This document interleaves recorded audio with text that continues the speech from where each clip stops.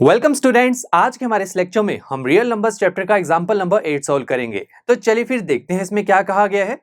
Find HCF and LCM of 6, 72 and 120 using prime factorisation method. दोस्तों हमें यहाँ पर प्राइम फैक्टराइजेशन मेथड की हेल्प से गिवन 3 नंबर्स का HCF और LCM फाइंड आउट करना है। ये तो बहुत ही सिंपल है स्टूडेंट्स। प्राइम फैक्टराइजेशन मेथड में हम सबसे पहले जिन नंबर्स का हमें HCF और LCM निकालना होता है उन नंबर्स के फैक्टर्स को फाइंड आउट करते हैं। तो शुरू करते हैं। सबसे पहले 6 के फैक्टर्स निकालते हैं। दोस्तों प्राइम फैक्टराइजेशन मेथड में हम यहां पर क्या करेंगे, 6 के साथ एक वर्टिकल और एक हॉरिजॉन्टल लाइन को ड्रॉ करेंगे।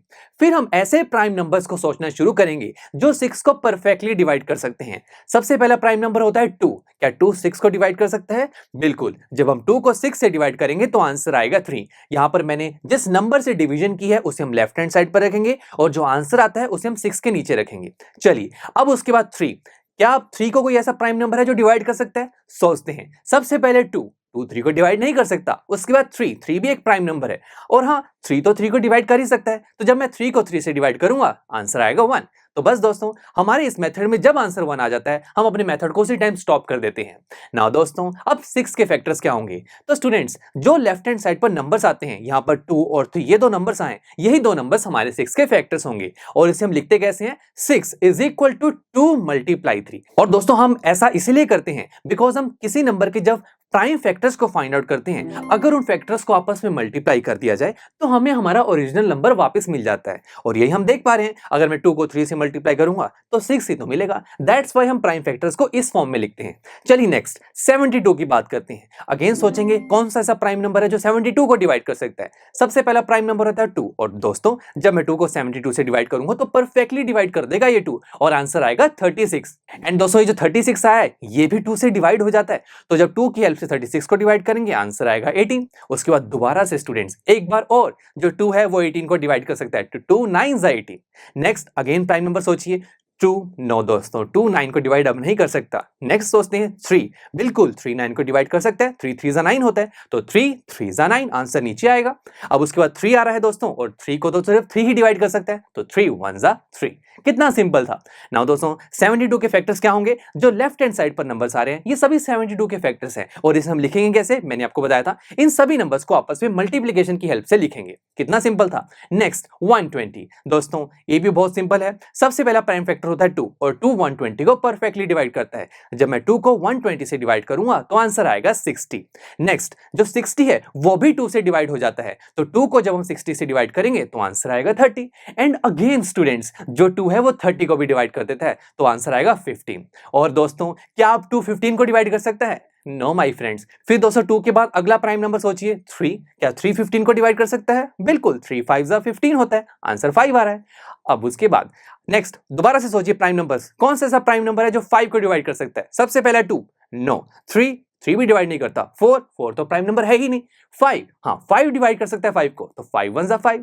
कितना सिंपल है। प्राइम नंबर्स शुरू से काउंट करते जाइए और देखते जाइए कौन सा ऐसा प्राइम नंबर है जो हमारे नंबर को डिवाइड करता रहेगा। सिंपल ना। चलिए अब 120 के फैक्टर्स क्या होंगे? जो लेफ्ट हैंड साइड पर नंबर्स आ रहे हैं वो सभी फैक्टर्स होंगे और हम लिखेंगे कैसे? इन सभी को आपस में मल्टीप्लाई करके। तो चलिए अब हमने यहाँ पर तीनों नंबर्स के प्राइम फैक्टर्स तो निकाल लिए हैं। अब हमें फाइंड आउट करनी है HCF और LCM। और अब दोस्तों HCF और LCM को निकालना बड़ा ही आसान हो गया है।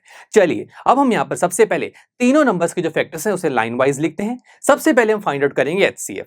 दोस्तों HCF में हम क्या करते हैं, नंबर्स के हमने जो फैक्टर्स निकाले हैं उनमें से हम ये देखेंगे कौन से फैक्टर्स कॉमन आ रहे हैं। जैसे कि मैं 2 को देखूं, 2 देखिए तीनों नंबर्स के फैक्टर में कॉमन है, हम उसको हाईलाइट करते हैं। उसके बाद कोई ऐसा नंबर दोस्तों, कोई ऐसा फैक्टर जो तीनों नंबर्स में कॉमन आ रहा हो। हाँ बिल्कुल 3 ऐसा फैक्टर है जो तीनों नंबर के फैक्टर्स में आ रहा है तो 3 को भी हाईलाइट करेंगे।